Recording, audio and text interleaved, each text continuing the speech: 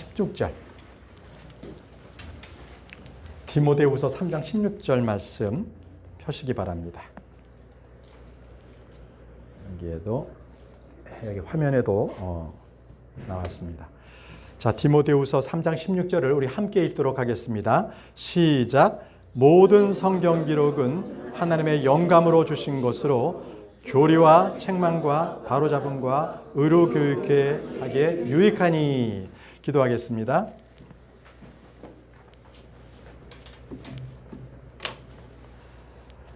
전능하신 하나님 아버지, 주님의 크신 사랑을 감사합니다.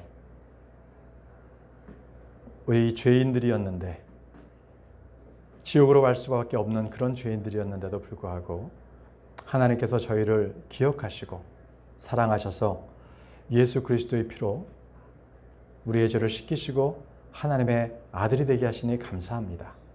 오늘 저희들이 그 특권으로 하나님을 경배할 수 있는 자리에 모였습니다.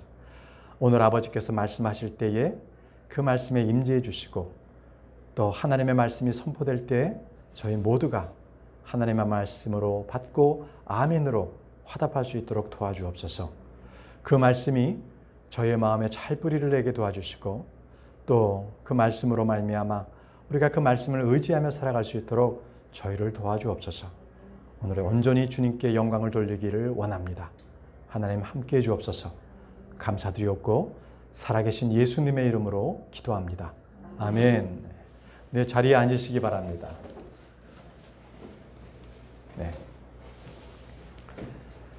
오늘 설교 제목은 모든 성경 기록은입니다. 모든 성경 기록은. 마귀는요, 사람을 속이는 자고 시험하는 자입니다. 근데 성경에서 보면 가장 먼저 마귀에게 시험을 당한 첫 번째 사람이 이브입니다.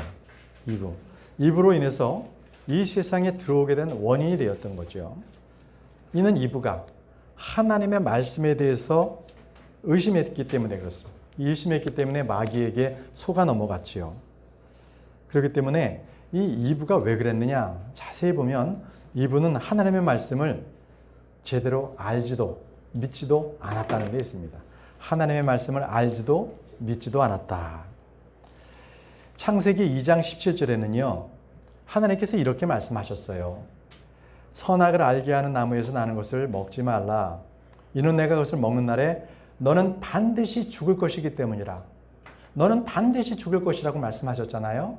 그런데 이분은 이 반드시 먹지 말라고 하는 이 나무에 대해서 어떻게 이야기했냐면 창세기 3장 3절에 하나님께서 말씀하시기를 너희는 것을 먹지도 만지지도 추가했어요. 만지지도 말라. 이는 너희가 죽을까 함이라. 애매하게 말한 거예요. 죽을까 함이라.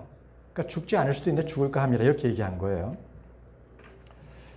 이는 이브가 이 먹는 날에는 반드시 죽으리라 하는 이 말씀을 믿지 못했어요. 설마 하나님께서 죽이시겠어? 자, 이게 단초가 됐던 겁니다. 이 불순종으로 말미암아 결국은 아담도 죄를 지었고 그로 말미암아 죄가 이 세상에 들어오게 됐어요. 그걸로 끝이 아니잖아요. 이 세상이 악한 이 현상이 된 거예요. 왜요? 마귀가 이 세상의 통치자가 되어버렸어요. 지금 우리는 그 세상에 살고 있는 겁니다. 자, 예수님도요, 공생애를 시작하시기 전에 가장 먼저 마귀에게 이끌려서 시험을 당하셨습니다. 다 아시다시피 40일에 광야에서 시험을 당하셨습니다. 그런데 하나님께서 이 마귀의 시험을 이 예수님은 이기셨거든요. 어떻게 이기셨습니까? 보시죠. 마태복음 4장 3절에서 11절 말씀이 워낙 길어서 제가 필요한 말씀만 이렇게 정리를 했습니다. 먼저 마귀가 이렇게 했어요. 그 시험하는 자가 그분께 나와 이르되 이 돌들이 빵이 되게 하라 했습니다. 그러자 예수님께서 4절에 기록된 바 사람이 빵으로만 살 것이 아니요 하나님의 위에서 나오는 모든 말씀으로 살 것이라 하였느니라. 자, 기록된 말씀으로 하나님께서 대답했습니다. 또 내가 만약 하나님의 아들이거든 뛰어내리라. 이 높은 곳에 뛰어내리라 이랬거든요. 7절에 예수님께서 기록된 바 너는 주 내 하나님을 시험하지 말라 하였느니라. 이렇게 또 기록된 말씀으로 말씀하셨어요. 그리고 마지막으로 내가 만일 엎드려 내게 경배하면 내가 이 모든 왕국을 보여주면서 이 모든 것을 내게 주리라 이렇게 했습니다. 그러자 예수님께서 10절에 기록된 바 너는 주 내 하나님을 경배하고 오직 그분만 섬길지니라 하였느니라 이렇게 말씀을 하셨거든요. 그러자 마귀가 그분을 떠나갔어요. 어떻게 말씀을 읽겠습니까? 예수님께서는 기록된 바 바로 신명기 6장과 8장에 기록된 말씀을 통해서 마귀에게 분명하게 명령하신 거예요. 하나님을 시험하지 말라. 모든 것을 하나님께서 이루신 것이라는 것을 말씀하신 거예요. 그러자 마귀가 떠난 겁니다. 그런데 예수님께서 말이죠. 어떻게 이 말씀들을 다 성경을 알고 계시는 거예요? 혹시 예수님께서 하나님이셨기 때문에 자동적으로 아셨나요? 그렇지 않습니다. 예수님께서는 100% 사람으로 오셨잖아요. 100% 사람이셨습니다. 그렇기 때문에 그분은요, 우리의 연약함의 감정을 몸소 느끼지 못하는 분이 아니에요. 다 똑같이 느끼시는 분입니다. 모든 점에서 우리가 똑같이 시험하는 바로 그러한 사람이시기도 했습니다. 그래서 하나님은요, 성경을 공부하신 거예요. 예수님께서 성경을 공부하고 성경을 암송하신 거예요. 그래서 예수님도 우리가 똑같아요. 똑같이 피곤을 느끼셨을 때 하나님의 말씀으로 힘을 얻었고요. 똑같이 화가 나거나 미움이 있거나 했었을 때 하나님의 말씀으로 그걸 이기셨고요. 사람을 증오하거나 음욕이 일어났을 때 우리 예수님께서도 하나님의 말씀으로 그것을 이기셨다는 거예요. 바로 하나님의 말씀을 기억하고 그 시험을 이겨내시는 것 바로 예수님께서 그렇게 사신 거예요. 마찬가지입니다. 저와 여러분들도요. 이 기록된 말씀을 통해서 우리는 마귀를 대적할 수 있고요. 세상을 대적할 수 있고요. 육신의 그 유혹을 우리는 이길 수가 있습니다. 성경에요. 이 기록된 말씀을 우리에게 주신 목적을 이렇게 기록해 놓은 게 있습니다. 잠언입니다. 잠언 22장 20절에서 21절 말씀에 내가 계략과 지식에서 심히 뛰어난 것을 내게 기록함은 너로 하여금 진리의 말씀들을 확실히 알게 하며 또 너에게 사람을 보내는 자들에게 진리의 말씀으로 답변하게 하려 함이 아니겠느냐. 자, 이것은 솔로몬이 이 바로 잠언의 말씀을 기록한 목적도 되지만 바로 성경을 기록한 목적이기도 합니다. 자, 내게 기록함은 진리의 말씀들의 확실함을 알게 하며 라고 했습니다. 그것만이 아니라 진리의 말씀대로 답변도 하게 사람들이 너에게 사람을 보내는 자들에게 그들에게 답변하라는 겁니다. 답변하라. 이게 바로 우리에게 성경 기록된 말씀을 주신 목적입니다. 성경이 뭡니까? 성경은 진리의 말씀입니다. 말씀은 한 단어도 오류가 없게끔 우리에게 주신 말씀입니다. 그렇기 때문에 우리는 주신 그 하나님의 말씀이 확실하게 오류도 없다는 것을 믿고 우리가 따를 때에 우리에게 하나님의 능력이 나타납니다. 자, 만약에 우리가 이 성경 말씀을 제대로 우리가 믿지 않으면 기초가 무너지는 거죠. 시편 말씀을 보십시오. 시편 11편 3절에 이렇게 말씀하고 계십니다. 기초들이 무너지면 의로운 자들이 무엇을 할 수 있으리요? 자, 진리의 말씀이신 하나님의 말씀이 무너진다면 우리는 그 말씀 위에 설 수도 없고 그 말씀으로 우리가 능력으로 살아갈 수도 없을 것입니다. 여러분, 우리가 성경 말씀을 읽고 묵상하고 그것을 암송하는 것은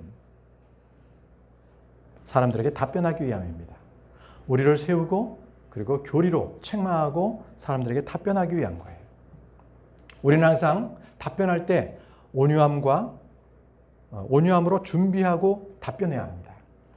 베드로전서 3장 15절에 오직 너희 마음속에서 주 하나님을 거룩히 구별하고 너희에게 너희 속에 있는 소망의 이유를 묻는 사람에게 온유함과 두려움으로 대답할 것을 항상 예비하며 하나님의 말씀을 우리는 항상 대답할 것을 준비하라는 겁니다. 묻는 사람들에게 온유함과 두려움으로 준비하라는 거예요. 여러분, 우리가 세상에 나가서 살아갈 때 우리는 싸움을 하는데 믿음의 선한 싸움을 합니다. 혈과 육의 싸움을 우리는 하지 않습니다. 아직. 디모데전서 6장 12절에 믿음의 선한 싸움을 싸우며 영원한 생명을 붙들라. 그것을 위해 너 역시 부르심을 받았고 많은 증인들 앞에서 선한 고백을 고백하였도다라고 말씀합니다. 우리는 그리스도의 군사라 부르심을 받은 사람들입니다. 이 세상이 전쟁터지요. 그래서 우리는 이 믿음의 선한 싸움을 싸웁니다. 우리는 영적인 전쟁을 지금 치르고 있습니다. 마귀와 전쟁을 치르고 있는 거예요. 그래서 그것을 위하여 너 역시 부르심을 받았다고 했다는 것은 우리가 그리스도의 군사로서 부르심을 받았다는 겁니다. 여러분, 저와 여러분들은 믿음의 선한 싸움을 싸울 때에 언제나요?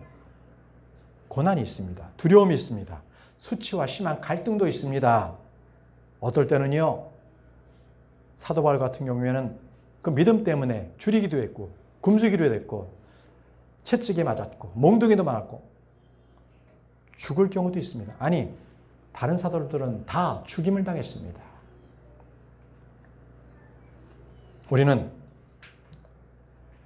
하나님의 말씀을 믿고 싸울 때에 이미 주님께서 승리를 우리에게 주셨습니다. 너희는 이미 승리했다라고 했습니다. 그렇기 때문에 우리는 말씀을 붙잡고 우리는 믿음의 선한 싸움을 싸우면 이미 승리는 주어진 것입니다. 문제는 내가 싸우느냐 아니면 싸우지 않고 그냥 포기하고 마느냐, 이게 달려있는 거죠. 믿음으로 살려면 싸워야 합니다. 영적 싸움을 싸워야 합니다. 마귀와 싸워야 합니다. 세상과 싸우고 여러분의 육신과 육신의 정욕과도 싸워야 합니다. 우리가 싸우는 싸움은 믿음의 싸움입니다. 디모데후서 4장 7절에 내가 선한 싸움을 싸우고 나의 달려갈 길을 마치고 믿음을 지켰은즉, 믿음을 지켰다고 합니다. 크리스천의 삶은 영적 전쟁터에서 싸우는 바로 군사입니다. 우리가 이 싸움을 싸우지 않는다면 회피한다고 되는 것이 아닙니다. 전쟁터에서 군인이 총을 들고 적군을 향해 총을 쏘지 않으면, 포기하고 만다면 그거는 포로가 된 거죠. 포로가 되는 삶이 전쟁이 없어서 편할지 모르지만 그는 종속되어 있는 그러한 삶을 살아야 합니다. 사도 바울은 죽음을 앞두고 자기의 인생을 회고하면서 이렇게 말했습니다. 나는 나의 달려갈 길을 마쳤도다라고 합니다. 나는 나의 달려갈 길을 마쳤다고 얘기를 하고 있습니다. 그는 승리의 삶을 마친 것입니다. 우리가 승리할 수 있는 그 원동력은 무엇입니까? 그것은 믿음입니다. 믿음에서 그 원동력이 나옵니다. 바로 로마서 10장 7절입니다. 그런즉 이와 같이 믿음은 들음에서 오며 들음은 하나님의 말씀에 의해 오느니라. 그 믿음은 하나님의 말씀을 우리가 부여잡을 때에 이 인생의 경주를 승리할 수 있는 거예요. 끝까지 달려갈 수 있는 겁니다. 모든 사람이 그 경주의 끝까지 달려갈 사람은 드뭅니다. 우리는 그 믿음의 경주를 끝까지 달려야 합니다. 그러기 위해서는 하나님의 말씀을 부여잡고 그 말씀을 매일매일 묵상하십시오. 그리고 그 성경 구절을 암송하십시오. 그래야 그 말씀 속에서 내가 주님께서 마귀에게 대적했던 것처럼 우리도 말씀으로 기록되었으되 이 말씀으로 대적할 수가 있는 겁니다. 우리는 기록된 말씀을 통하여서 마귀와 세상과 육신에 싸워 이길 수가 있습니다. 그렇지만 현실은 그렇지 않습니다. 우리가 말씀을 듣고 교회 문만 나서기 시작하면 자연스럽게 세상과 하나가 되는 게 지금 이 현상입니다. 도리어 세상과 동화하며 살면 그게 도리어 자연스럽게 됩니다. 왜 그렇습니까? 죄와 싸워서 이겨본 승리의 그 기쁨을 누려본 그런 기억이 없기 때문에 그렇습니다. 이 사람이란 존재는요, 시간이 있고 돈이 있고 건강이 있으면 죄에 빠지기가 쉽습니다. 그래서 가만히 있어도 죄의 유혹이 들어옵니다. 그러다 보니 죄의 유혹에 빠져 사는 것이 당연스럽게 되고 그것이 일상화되어 버린 거예요. 선하게 믿음의 선한 싸움을 싸우는 것보다는 그냥 죄와 함께 서로 협력하면서 사는 게 뭐 그게 그냥 전쟁도 아니고 그렇게 사는 거죠.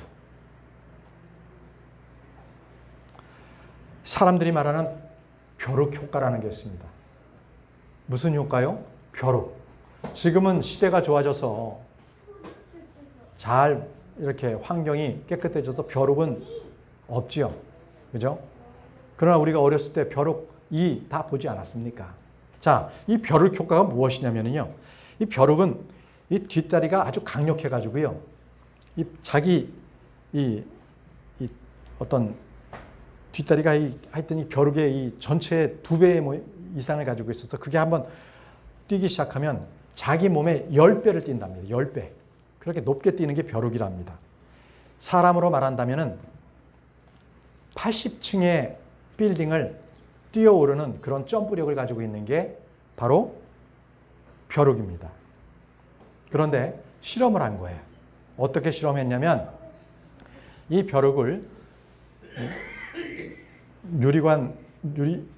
유리병 속에 넣고 그 관을 갖다가 유리병 동그란 거에다가 뚜껑을 닫습니다. 유리판으로 뚜껑을 닫아요. 그 안에 이제 벼룩을 넣고 관찰하기 시작을 했습니다. 그러니까 처음에는 이 벼룩이 높이 뛰어오르는데 자꾸 유리판에 부딪히는 거예요. 그럼에도 계속적으로 뛰는 거죠. 왜? 자기는 더 많이 뛸 수가 있으니까. 그러나 하루, 이틀 계속 놔두니까 벼룩이 더 이상 뛰지를 못하는 거예요. 거기까지 뛰지 못하는 거예요. 왜? 뛰면 자꾸 부딪히니까.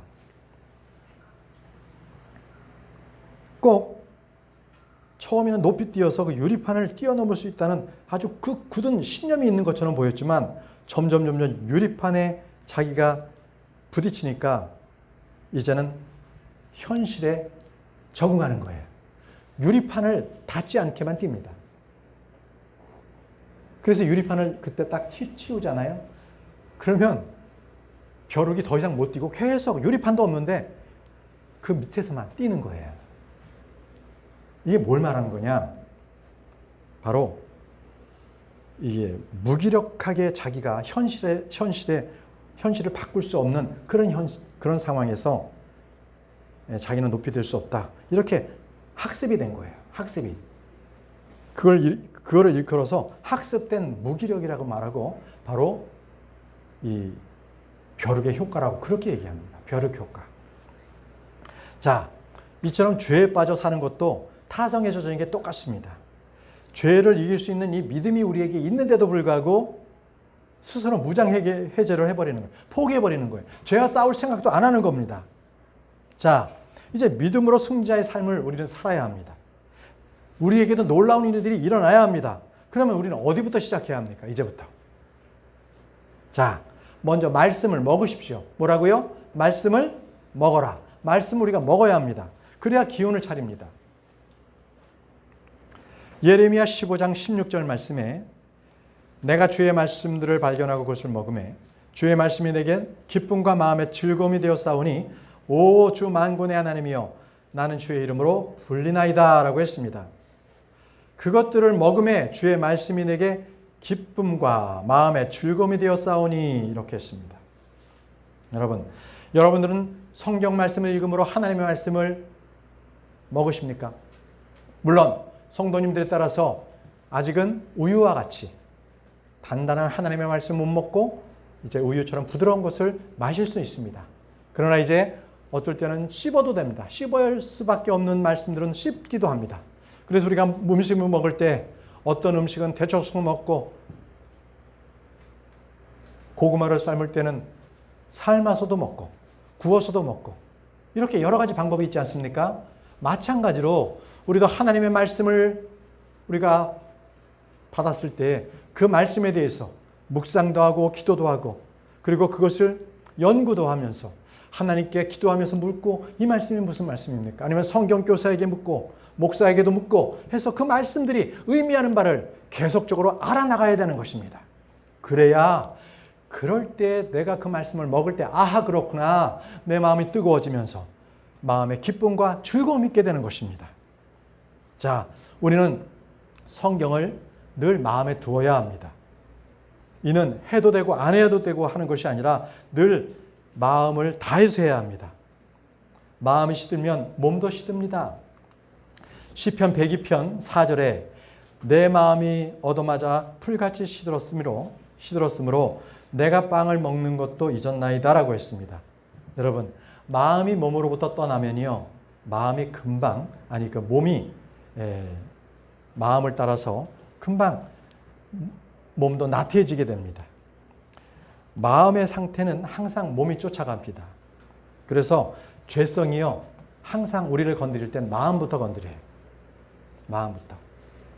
그래서 이 우리 마음을 갖다 흔들므로 말미암아 우리가 그것을 마음이 딱 죄에게 합류가 되면 그때 행동도 죄를 하는 거예요. 죄를 따라가는 겁니다. 잠언 기자가 말했죠. 잠언 23장 7절에 그가 자기 마음속으로 생각하듯이 실제로 그러한즉.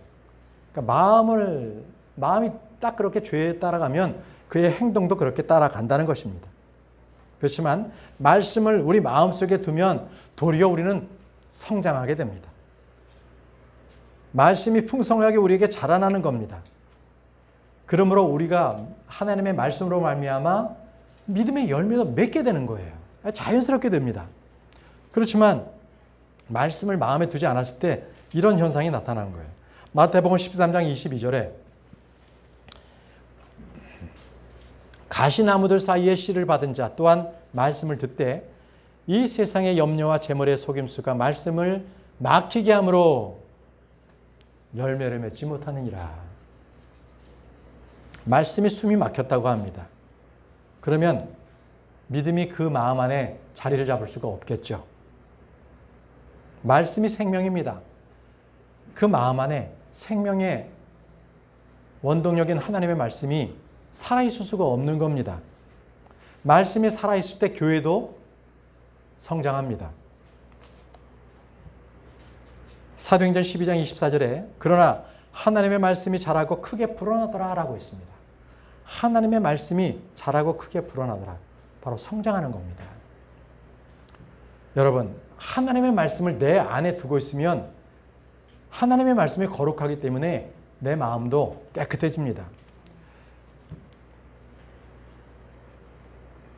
요한복음 15장 3절에 이제 너희는 내가 너에게 일러준 말로 어떻게 된다고요? 깨끗하게 되었으니라고 말씀하지 않습니까? 깨끗하게 되었으니. 우리가 순수한 것, 거룩한 것을 우리가 추구할 수 있는 것은 바로 말씀이 내 안에 두었을 때 그렇습니다. 그것이 하나의 비결입니다. 주님의 말씀은 우리의 죄악을 씻어줍니다. 그래서 마찬가지로 우리 교회가 하나님 말씀으로 말미암아 우리가 이 교회는 순수해지게 될 수가 있습니다. 에베소서 5장 26절에 이것은 그분께서 말씀을 통해 물로 씻음으로 교회를 거룩히 구별하고 정결하게 하려 하시며 라고 했습니다. 여러분, 말씀을 주야로 묵상하시기 바랍니다. 기도하십시오. 암송하십시오. 그럴 때 하나님의 말씀이 여러분들의 모든 것들을 바꾸어 주십니다. 여러분들은 지금의 지긋지긋한 이 상황에서 벗어나고 싶으십니까? 그렇다면 여러분들의 마음이 하나님의 말씀으로 기록된 말씀으로 말미암아 채우시기 바랍니다. 여러분의 마음이 기록된 그 말씀으로 말미암아 샘솟는 운물이 되게 하시고 흐르는 강물이 되게 하시기 바랍니다. 우리는 어느 누구도 우리의 힘 스스로 이 음란한 이 세대로부터 자신을 깨끗하게 지켜낼 수가 없습니다. 우리는 내 안에 더 많은 말씀을 묵상함으로 우리는 이 죄를 이겨낼 수가 있습니다. 시편 119편 9절 말씀에 청년이 무엇으로 자기 길을 깨끗하게 하리이까? 주의 말씀에 따라 자기 길을 조심함으로 하리이다라고 했습니다. 말씀을 마음에 간직한 사람만이 깨끗함을 유지할 수 있다는 말씀입니다. 한번 보십시오. 우리 형제님도 공사 일을 하시지만 저도 공사 일을 많이 해봤습니다. 관리 감독을 많이 해봤습니다. 그래서 이 공사 현장이나 작업 현장에 가게 되면 가장 먼저 제가 중요시하는 게 정리정돈입니다. 정리정돈. 아무리 작은 공사라도 기본이 무너지면 대형 사고가 납니다. 그렇기 때문에 아무리 일정이 촉박한 쫓기는 공사를 한다 할지라도 장비가 그리고 그 자재가 아무 곳에 방치되어 있다면 그것을 찾는데 시간을 다 소비해 버립니다. 안전하지도 않습니다. 그래서 공사는 지연되고 말지요. 이렇듯이 우리가 기록된 말씀을 우리 안에 차곡차곡 잘 정리돼서 쌓아놓으면 우리 스스로 대형 사고를 막을 수가 있어요. 악으로부터 우리가 보호할 수가 있는 겁니다. 성경 암송이 제대로 되지 아니하면 우리는 무기를 제대로 쓸 수가 없습니다. 왜? 주님의 말씀은 성령의 검이기 때문에 그렇습니다. 성령의 검, 곧 하나님의 말씀을 취하라고 말씀하셨습니다. 에베소서 6장 17절 말씀이죠. 하나님께서는 예수님께서 그렇게 하셨지 않습니까? 말씀을 암송하고 계셨기에 마귀가 유혹하자 바로 적기에 필요한 말씀을 꺼내서 마귀를 쫓아냈던 것입니다. 우리도 똑같습니다. 우리가 하나님의 말씀을 우리 안에 품었을 때 우리는 외롭지 않습니다. 주님께서 바로 이렇게 말씀하셨어요. 데살로니가전서 4장 8절에 그러므로 이 말씀들로 서로 위로하라. 하나님의 말씀은 위로의 말씀입니다. 우리가 고통 가운데 있을 때 위로받고 싶을 때 사람에게 위로받는 것이 아니라 이 하나님의 말씀으로 우리는 위로를 받습니다. 주님께서는 우리를 위로하시는 분이십니다. 성령님께서 우리를 위로자로 성령님 우리에게 보내셨지 않습니까? 사도 바울은 말합니다. 너희가 이 성경 기록이 무엇이라고 말하는지 알지 못하느냐 이렇게 말했습니다. 우리는 언제든지 성경 기록이 무엇이라 말하는지를 알아야 하는지를 우리가 관심을 가져야 합니다. 성경은 성경 기록이 무엇이라고 하는지 스스로 말씀해 주고 있습니다. 자, 첫 번째입니다. 성경 기록이 무엇이냐? 첫 번째, 모든 성경 기록은 하나님의 영감으로 주어졌다는 것입니다. 오늘 우리가 읽었던 본문 말씀입니다. 디모데후서 3장 16절에 모든 성경 기록은 하나님의 영감으로 주신 것으로 교리와 책망과 바로잡음과 의로 교육하기에 유익하니. 모든 성경 기록은 하나님의 영감으로 주신 것입니다. 성경은 하나님의 생각이나 사상을 집대성해서 만든 책이 아니라 하나님께서 영감으로 불어넣어 주셨다는 것입니다. 인스파레이션, 영감입니다. 사람이 흙으로 만들어졌지 않습니까? 하나님께서 숨을 불어넣으셨어요. 영감을 불어넣어 주신 것입니다. 그러자 그 흙덩이가 살아있는 혼이 됐던 겁니다. 살아있는 혼이. 예언자를 통해서 주님께서는 말씀을 주셨어요. 그러자 예언자가 말을 한 거죠. 예언자가 한 말을 기록한 것이 바로 성경입니다. 이 성경은요, 잘 기억하십시오. 이 성경은요, 하나님께서 말씀하셨기 때문에 예언자가 그냥 쭉 말을 했기 때문에 바로 기록이 된 것이 아니라 하나님께서 말을 주셨고 그 말을 받아서 적은 겁니다. 순서가 그겁니다. 하나님께서 예언자를 통해서 입으로 말을 주신 거예요. 기록을 그냥 기록하는데 영감을 주신 게 아닙니다. 이것 때문에 바로 원문주의자 그리고 원문주의자가 나타나는 거예요. 그러니까 기록된 히브리어 헬라어만 중요하다. 번역본은 중요하지 않다. 이거예요. 기록된 말씀만이 하나님의 영감이 있다는 건 잘못된 겁니다. 주님께서는 예언자들에게 입에 말씀을 주셨지 기록된 말씀을 주신 게 아닙니다. 자, 이걸 잘 기억하시고요. 이 번역된 말씀에는 하나님의 영감이 없다라고 주장하는 많은 사람들이 있어요. 그래서 거짓입니다. 왜? 모든 성경 기록은 하나님의 영감으로 주셨다는 거예요. 먼저 말씀으로 주셨고 말씀을 받아 적었기 때문에 동일하게 영감으로 주신 겁니다. 자, 보시죠. 시편 119편 13절에 내가 주의 입의 모든 판단들을 내 입술로 밝히 드러내었으니 이게 바로 영감입니다. 하나님께서 말씀하신 것을 내 입술로 말한 거예요. 예언자들이. 이게 예언입니다. 하나님의 영감을 주신 거죠. 그래서 영감이라는 것은 주의 입술의 말들 이런 뜻이 있습니다. 주의 입술의 말들이 바로 예언자들을 통해서 그 입술로 나왔다는 겁니다. 자, 이 영감이란 무엇인가가 이 사무엘하 23장 2절에 그대로 말씀하고 있습니다. 사무엘하 23장 2절에 주의 영께서 나를 통하여 말씀하셨으며, 자, 다시 한번요. 주의 영께서 나를 통하여 말씀하셨다 그러죠. 나를 통해서 기록하게 하셨으면, 이거 아닙니다. 나를 통하여 말씀하셨으면, 이게 바로 영감의 뜻이에요. 영감의 뜻. 주의 영께서 나를 통하여 말씀하게 하셨다. 그래서 그분의 말씀이 내 혀에 있다는 것입니다.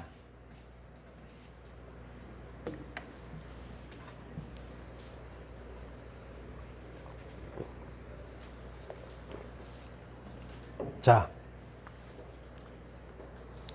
성경은 성경 기록을 무엇이라고 말씀하시는가? 두 번째입니다. 성경 기록은 어떤 사적인 해석에서 나지 않았다고 말씀하고 있습니다. 어떤 사적인 해석에서 나지 않았다. 베드로후서 1장 20절에서 21절에 먼저 이것을 알라. 성경 기록의 예언은 결코 어떤 사적인 해석에서 나지 아니하였나니 예언은 옛적의 사람들의 뜻으로 말미암아 나지 아니하였고 오직 하나님의 거룩한 사람들은 성령님께서 자기들을 움직이신 대로 기록하였느니라고 했습니까? 그 다음 뭐라고 했습니까? 말하였느니라. 말하였습니다. 이것이 바로 영감입니다. 그래서 이 성경의 영감에 관해서 이렇게 말씀하셨고 말씀하신 거예요. 그리고 이 성경의 이 기록들은 바로 하나님께서 주신다는 말씀을 지금 하고 계신 겁니다. 성경의 기록이 어떤 사적인 해석에서 나지 않았다. 이것은 하나님의 뜻으로 말미암았다는 것을 말씀하고 있는 겁니다. 자, 여기서 말한 것이라는 것, 기록한 것이 아닙니다. 그래서 말씀드렸다시피 원본이 중요하다. 원문이 중요하다. 그러니까 히브리어나 그리고 헬라어가 중요하다. 이 사람들은 다 이게 거짓을 말하고 있는 거예요. 그 히브리어나 헬라어는 지금 다 사어입니다. 헬라어는 지금 없어요. 그리스어 사람들은 현대 그리스어를 쓰지 예전에 신약 성경에 있었던 그 코인의 헬라어를 쓰지 않습니다. 구약 성경이 기록된 히브리어나 아람어도요. 지금은 그런 언어를 쓰지 않습니다. 이스라엘 사람들이 쓰고 있는 이 지금 히브리어도 현대 히브리어이기 때문에 과거 예전에 구약 성경이 기록된 그 히브리어는 쓰지 않습니다. 도리어 그것을 찾으려고 애를 쓰고 있는 거죠. 다 사어, 죽은 언어가 됐기 때문에 그렇습니다. 그래서 킹제임스 성경만이 오로지 하나님께서 말씀하신 것을 그대로 다 기록하고 있습니다. 킹제임스 성경을 제외한 모든 현대의 모든 역본들은요, 다 변개되어 있어요. 다 변개되어 있습니다. 자, 세 번째입니다. 세 번째, 성경 기록은 뭐라고 말씀하시는가? 성경 기록은 살아있고 권능이 있다고 말씀하십니다. 살아있고 권능이 있다. 히브리서 4장 12절에 하나님의 말씀은 살아있고, 하나님의 말씀은 살아있고라고 말씀하십니다. 권능이 있으며 양난 달린 어떤 것보다도 예리하여 혼과 영과 및 관절과 골수를 찔러 둘로 나누기까지 하고 또 마음의 생각과 의도를 분별하는 분이시니. 하나님의 말씀은 살아있습니다. 우리 크리스찬들은요, 주의 말씀이 마음속에 살아있는 사람들을 크리스찬이라고 말하였습니다. 그들을 크리스찬이라. 하나님의 말씀은 권능이 있죠. 겨우겨우 숨을 헐떡이며 쓰는 그러한 영감이 아니라 하나님께서는 강력하게 활동하시고 열매를 맺으시고 일을 하시는 그러한 하나님의 말씀입니다. 보십시오. 하나님의 말씀은 살아있죠. 생명이 있습니다. 베드로전서 1장 23절 말씀에 너희가 다시 태어난 것은 썩을 씨에서 난 것이 아니요 썩지 아니할 씨에서 난 것이니 살아있고 영원히 거하는 하나님의 말씀으로 된 것이니라. 살아있고 영원히 거한다고 말씀하고 있습니다. 예, 우리는 그 말씀들로 다시 태어난 사람들입니다. 주의 말씀은 믿는 자들 안에서 효력있게 일을 하십니다. 데살로니가전서 2장 13절 말씀에 이런 까닭에 우리가 또한 그분께 끊임없이 감사를 드리면 너희가 우리에게서 들은 하나님의 말씀을 받을 때 그것을 사람의 말로 받지 아니하고 하나님의 말씀으로 받았기 때문이니 진실로 그러하도다. 그 말씀이 또한 믿는 너희 안에서 효력 있게 일하느니라. 그 말씀이 또한 믿는 너희 안에서 효력 있게 일한다고 말씀을 하고 계십니다. 여러분, 내 안에서 강력하게 일하시는 그 하나님의 말씀, 그 말씀이 하는 일이 무엇인지 아십니까? 그 말씀은 바로 하나님의 성령의 검이시죠. 그 말씀은 우리에게 방패가 되시는 하나님의 말씀이십니다. 그 말씀은 사람의 의도와 생각과 그 모든 것들을 분별하시는 분이십니다. 그 말씀을 믿을 때 우리 모두 새롭게 될 수가 있습니다. 우리는 이러한 것들을 늘 우리의 일상생활에서 다 체험할 수가 있는 겁니다. 히브리서 4장 2절 말씀에 우리뿐 아니라 그들에게도 복음이 선포되었으나 선포된 그 말씀이 그것을 듣는 자들 속에서 믿음과 섞이지 아니하였으므로 그들에게 유익을 끼치지 못하느니라. 아무리 하나님의 말씀이 선포되더라도 그들이 그의 말씀 가운데 반응이 없다면, 믿음으로 하나님의 말씀을 받아들이지 않는다면 아무 효력이 없다라는 것입니다. 여러분, 지금 이 하나님의 말씀이 선포될 때 그 말씀에 반응하십시오. 반응이 오지 않는다면 회개하고 새롭게 하시면 됩니다. 오늘 이 성경이 증언하는 이 진리의 말씀을 받아들이면 바로 전능자의 영감을 여러분들은 받게 되는 것입니다. 하나님께서는 그 말씀을 우리 마음 가운데 기록하라고 하셨습니다. 예레미야 31장 33절 말씀에 그러나 내가 이스라엘 집과 맺을 언약은 이것이니 곧 그날들 이후에 내가 내 법을 그들의 속 중심부에 두고 그들의 마음속에 그것을 기록하여 나는 그들의 하나님이 되고 그들은 내 백성이 되리라. 주가 말하노라. 이렇게 말씀하셨습니다. 여러분, 주의 말씀이 내 마음에 기록된다면 주의 말씀은 잊을 수가 없겠죠. 또 주님의 아는 지식이 넘쳐나겠지요. 그래서 주의 말씀을 내 안에 기록해야 한다고 말씀하고 있습니다. 크리스찬은 무엇이라고 말합니까? 주님께서는 우리를 그리스도의 서신이라고 말씀하셨어요. 그리스도의 서신. 그리스도의 서신은 하나님의 말씀이 기록된 자들 아니겠습니까? 고린도후서 3장 3절에 너희는 우리 사역을 통하여 분명히 드러난 그리스도의 서신인데 이것은 잉크로 쓴 것이 아니요 살아계신 하나님의 영으로 쓴 것이며 또 돌판에 쓴 것이 아니요 육체의 마음판에 쓴 것이라.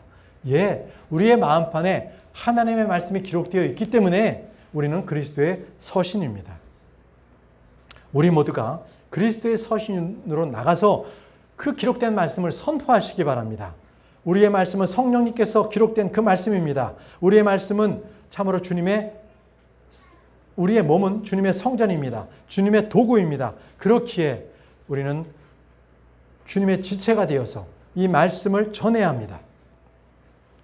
이제 여러분 모두에게 믿음의 근거가 되는 말씀을 드리고 마치도록 하겠습니다.